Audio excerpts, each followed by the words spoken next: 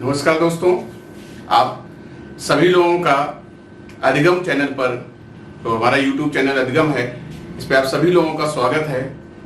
आज मैं अमित आपको एजुकेशन से रिलेटेड कुछ चीजें ऐसी हैं जो आपके सारे कॉम्पिटिटिव एग्जाम्स में पूछी जाती हैं, फिर चाहे वो आपका सेंट्रल टीटी हो, चाहे फिर आपका यूपी टीटी हो, और चाहे फिर आपका डीटी और एसबी केवीएस किसी भी तरह का कॉम्पिटिटिव एग्जाम्स है, वहां पर ये सारे टर्म्स की चर्चा होती है जो मैंने यहाँ पे लिख रखे हैं। मैंने यहाँ पे बात कर रहा हूं समावेशी शिक्षा की, एकीकृत शिक्षा की और सह शिक्षा की। बहुत प्यारा सा टॉपिक है, सारे एग्जाम्स में पूछा जाता है। कई बार कुछ कंफ्यूजन ऐसे हो जाते हैं जिसकी वजह से हमें इन तीनों में अंतर करना थोड़ा सा मुश्किल हो जाता है। जब हम किताबों में पढ़ते हैं तो बहुत ज्यादा डिटेल में दिया हुआ है, मुझे समझ नहीं आता है इतनी ज्यादा कॉम्प्लिकेटेड लैंग्वेज क्यों लिखी गई है या क्यों इस तरीके से रखा गया कि एक आसान सी चीज को जो हम आसानी से समझ सकते हैं उसको आसान भाषा में जान सकते हैं। तो कई बार किताबों में वह चीज हमको नहीं दिखती है जिसकी वजह से हमको सीखने में समस्या आती है। आप भरोसा रखें, ये 3 टॉपिक आपको ऐसे समझ में आएंगे कि आप जीवन में कभी नहीं भूलोगे। आप इन चीजों में आसानी से कंपेयर कर पाओगे। किसी भी एग्जाम में किसी भी लेवल का वो क्वेश्चन पूछ देंगे, आप आसानी से इन छोटी छोटी बातों को ध्यान रख के आप उन चीजों को आसानी से कर ले जाओगे। उम्मीद है कि आप पूरा ये वीडियो देखेंगे, और अगर आपको ये जानकारी या ये टॉपिक आपको समझ में आते हैं तो मेरे चैनल को सब्सक्राइब कर दीजिएगा, लाइक कर दीजिएगा अगर आपको ये ठीक लगे। तो यहां पर हम स्टार्ट कर रहे हैं। समावेशी शिक्षा एक ऐसा नाम है जिसको इंग्लिश में इंक्लूसिव एजुकेशन, हिंदी में समावेशी शिक्षा, या फिर इसका एक और नाम रहता है समेकित शिक्षा।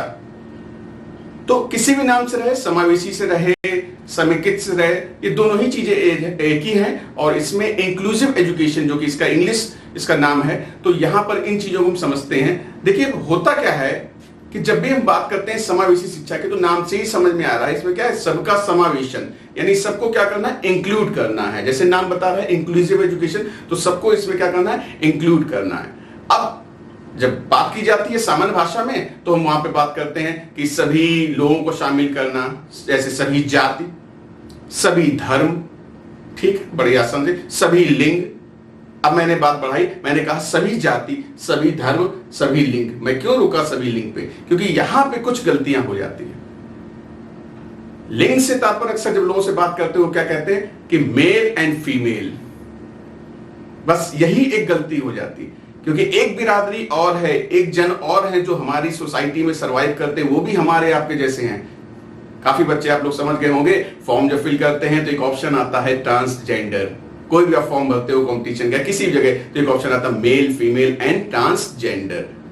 तो मेल फीमेल के साथ क्या है, ट्रांसजेंडर भी शामिल होगा, अदर्स भी शामिल होंगे, जिन्हें आमतौर पे हम बोलते हैं किन्नर जैसी भाषा का यूज करते हैं। तो ये सब हमारे ही बीच के हैं और आज से नहीं, महाभारत काल से हैं। शिखंडी का नाम आपने सुना होगा, अर्जुन को भी कुछ समय तक जो है ये रह के वनवास उनको काटना पड़ा था। तो ये सारी चीजें समाज में हमारे पास पहले ही से थे, लेकिन हमारे समाज ने क्या किया कि इनको जो है दूर कर दिया, इनको मेन स्ट्रीम से दूर कर दिया। समस्या यहां से आ गई। शिक्षा तो सबका अधिकार है, सबको मिल सकती, फिर चाहे कोई हो। तो इसमें बात करी गई सभी जाति, सभी धर्म और सभी लिंग।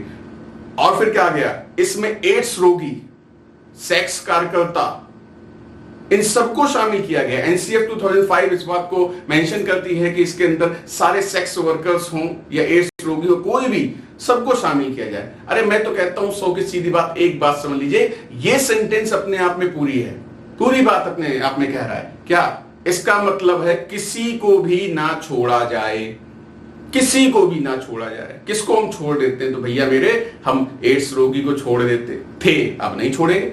छोड़ देते थे कि भैया इनको एड्स हुआ है, ये बीमारी हमको भी ना हो जाए। फिर सेक्स वर्कर्स, अरे नहीं इनसे दूरी रखो, इन्हें तो दूर रखना है, ये हमारे समाज के लिए सही नहीं है, ये बातें। लेकिन इन सबको शिक्षा पाने का अधिकार है। एक फिल्म आपने देखी होगी अग्निपथ, चाहे अमिताभ बच्चन की हो और चाहे ऋतिक रोशन की, और वहां पे आप देखते हो कि उनके पिता शिक्षक होते हैं और एक वो प्रोस्टिट्यूट को, प्रोस्टिट्यूट से मतलब यहाँ पे मेरा वो मेल भी हो सकता है, फीमेल भी हो सकता है। मैं ये नहीं कह रहा हूं कि वो सिर्फ फीमेल ही होंगी, मेल नहीं होते हैं। जो भी इस प्रोफेशन में है वो क्या है, प्रोस्टिट्यूट है, और ये प्रोफेशन उनकी मजबूरी से होती है, कोई उनकी दिल की ख्वाहिश नहीं होती है, तो उनकी अपनी समस्याएं होती हैं। तो मैं बात कर रहा था अग्निपथ मूवी में, तो जो हीरो के जो फादर होते हैं वो एक प्रोस्टिट्यूट को उसके घर पे सिखाने जाते हैं, उसको पढ़ाने जाते हैं, क्योंकि शिक्षा का अधिकार सब पर है। लेकिन इन लोगों को समाज से दूर रखा जाता था। हमारे आपके कोई भी ऐसे दोस्त नहीं होंगे या नहीं बनाना चाहेंगे जो इस पेशे में है। क्यों? क्योंकि समाज कहेगा अरे इनके साथ दोस्ती रखते हो, अरे इनके साथ हो, जबकि ऐसा नहीं होना चाहिए। वो भी हमारे आपके ही बीच का हिस्सा है, वो उनका प्रोफेशन है। मेरा टीचिंग का प्रोफेशन है, किसी का डॉक्टरी का प्रोफेशन, किसी का इंजीनियरिंग का प्रोफेशन, उनका ये प्रोफेशन है। और फिर समाज ने ही तो ये चीजें बनाई हैं, समाज ने ही तो ये चीजें क्रिएट करी है, वरना क्या जरूरत है उनको इस प्रोफेशन में जाने की। तो यहां पर उनको भी शामिल किया जाए। मैंने जो बात कही किसी को भी ना छोड़ा जाए, तो इन लोगों को छोड़ा जाता था। एड्स रोगी, अरे एड्स हुआ है, एड्स तो मतलब सिर्फ दुनिया में एक ही चीज की वजह से होता है और दुनिया में किसी तरीके से एड्स नहीं होता, तो उसको भी हमेशा शंका की दृष्टि से देखा जाता है। ये गलत चीजें हैं। शिक्षा सबको अधिकार देती है। एक अपराधी होता है, वो जेल जा रहा होता है, हथकड़ी लगाए, आपने कई बार देखा होगा, उसको भी एग्जाम दिलाने जाते हैं, क्योंकि उसका अधिकार है, सबका अधिकार है। वो चाहे अपराधी हो, चाहे एड्स रोगी हो, सेक्स का कोई भी हो, सबको सीखने का अधिकार है। बस आप किसी को नहीं रोक सकते। आप 500 बच्चों को पढ़ा रहे हो, आप 10,000 बच्चों को पढ़ा रहे हो, आप एक बच्चे को किसी कारणवश, इनमें से कोई कारण हो सकता है, या मान लीजिए उसकी फीस नहीं जमाए, आप उसको क्लास में एंट्री नहीं देते हो, नहीं पढ़ने देते हो, नहीं सीखने देते हो, तो एक अच्छा समावेशी कक्षा नहीं कहलाएगी। इस बात को ध्यान रखिएगा। तो समावेशी कक्षा फिर क्या, जिसमें हमने कहा सभी को शामिल करें, और सबसे जरूरी बात क्या, किसी को भी ना छोड़ा जाए। ये अपने आप में पूरी बात है, सबको इंक्लूड कर लेती समावेशी शिक्षा की, ये सबसे खास बात कही जाती। अब एक बात और आती है, ये बात कही जाती है, मेरी क्लास में एक बार ऐसा हुआ था कि एक बच्ची आई थी और मैंने देखा क्लास में, जब मैं घुसा तो वहां पे मैंने देखा कि कुछ नीम की पत्तियां फैली हुई हैं। तो आगे वाले बच्चे, एकदम सीट खाली है, कुछ इधर बैठे हुए हैं। मैंने कहा भाई क्या हो गया? तो बताया कि सर ये एक बच्ची है, इसको सर जो है वो चेचक हो गई है, माता जी आ गई। तो मैंने उसको बोला, मैंने कहा कि बेटा आप जो है आज क्लास आप नहीं लो, आप जाओ, आप अपना वो दिखाओ जाके, आप यहाँ बच्चों के साथ नहीं बैठोगे। वो नाराज हो गई, कहते सर वैसे तो बड़ी आप समावेशी शिक्षा करते हो, आज आप मुझे ही बाहर कर रहे हो। मैं उसको उस वक्त नहीं समझा पाया, लेकिन बाद में मैंने और बच्चों को समझाया कि ध्यान दीजिए, कुछ ऐसी बीमारियां जो संक्रामक हैं, जैसे कोरोना, चेचक, ये दूसरों को भी फैल सकती हैं, छूने से फैल सकती हैं। तो ऐसे बच्चों को आप क्लास में शामिल उस वक्त नहीं करेंगे।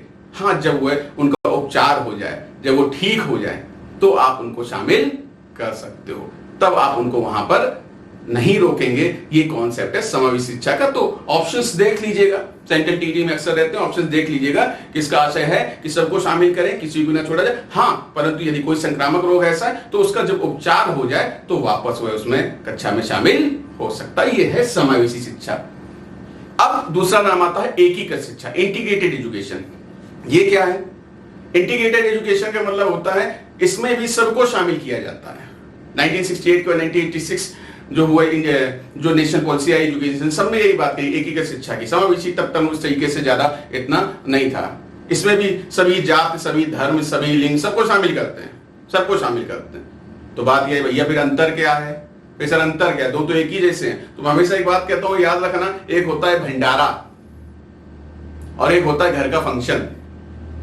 तो भंडारा इज लाइक ए एकीकृत शिक्षा, इंटीग्रेटेड एजुकेशन, कि भैया सब आ जाओ, मना हम किसी को नहीं कर रहे हैं। लेकिन वहीं पर जब शादी होती है, घर का कोई फंक्शन होता है, तो हम सबके गेस्ट का ख्याल रखते हैं। सारे जो हमारे गेस्ट आए हुए हैं, अरे चाचा जी आपने नाश्ता किया कि नहीं किया, अरे नाना जी आपने चाय पी कि नहीं पी, अरे बुआ जी आप यहाँ क्यों बैठे हो, आप लेटिए, आपने एसी चलाया कि नहीं चलाया, अरे मौसा जी पानी आपने लिया कि नहीं लिया, खाना खाया कि नहीं। हम सबका ध्यान रख रहे हैं, सबका। जबकि भंडारे में ऐसा नहीं होता है।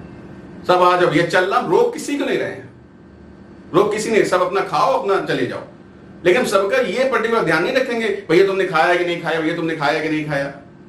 तो यही कॉन्सेप्ट यहां पे आता है इंटीग्रेटेड एजुकेशन, कि सब तो शामिल हो जाओ, लेकिन प्रत्येक बच्चे का इसमें ख्याल नहीं रखा जाता था, प्रत्येक सीखने वाले का ख्याल नहीं रखा था। लेकिन जबकि समावेशी शिक्षा में प्रत्येक बच्चे का ख्याल रखना है। क्लास में अगर 30 बच्चे हैं तो 30 बच्चों का ध्यान आपको रखना होगा, सभी का ध्यान रखना होगा, किसी को भी आप छोड़ नहीं सकते हो। जो बात की जाती है ना कि 4 बच्चों से पूछ लिया, 5 बच्चों से पूछ लिया और 6वें को छोड़ दिया, ऐसा नहीं कर सकते हो आप समावेशी शिक्षा में। आपको सबको शामिल करना होगा और प्रत्येक बच्चे का ख्याल रखना होगा। ये इंटीग्रेटेड एजुकेशन और आपके समावेशी शिक्षा इंक्लूसिव एजुकेशन में डिफरेंस है। उम्मीद है इतनी बात आपको समझ में आएगी। लास्ट जो टॉपिक है आपका सह शिक्षा, को एजुकेशन नाम से ही समझ में आ रहा है, जहां पर जेंडर से रिलेटेड बात की जा रही, जेंडर से। और जब मैं अक्सर पूछता हूं तो बच्चे जवाब देते हैं कि सर इसमें जहां लड़के लड़के एक साथ पढ़ते हैं, तो मैं कहता हूं गलत। पहली बात तो ये, पढ़ते नहीं है, सीखते हैं। पढ़ने और सीखने में अंतर होता है। सीखना कुछ भी हो सकता है, पढ़ना एक सीखने का एक पार्ट होता है। तो ये ध्यान देने वाली बात। अब क्या, जब जेंडर हमने बात कर ली, समय शिक्षा में कितने हैं, 3, मेल, फीमेल, ट्रांसजेंडर। तो जब तीनों जेंडर एक साथ रहकर जहां शिक्षा ग्रहण करते हैं, वो क्या कहलाती है, को एजुकेशन। सिंपल सा। उम्मीद है इस चीज को आप कभी नहीं भूलेंगे। आने वाले टाइम में लेक्चर वाइज जैसे सेशन होते जाएंगे, मैं सारे आपको टॉपिक इसी इंटरेस्टिंग वे में सिखाता जाऊंगा ताकि आप उसको ना भूलें। बहुत बहुत धन्यवाद आज के सेशन के लिए। नेक्स्ट सेशन में जल्दी मिलते हैं।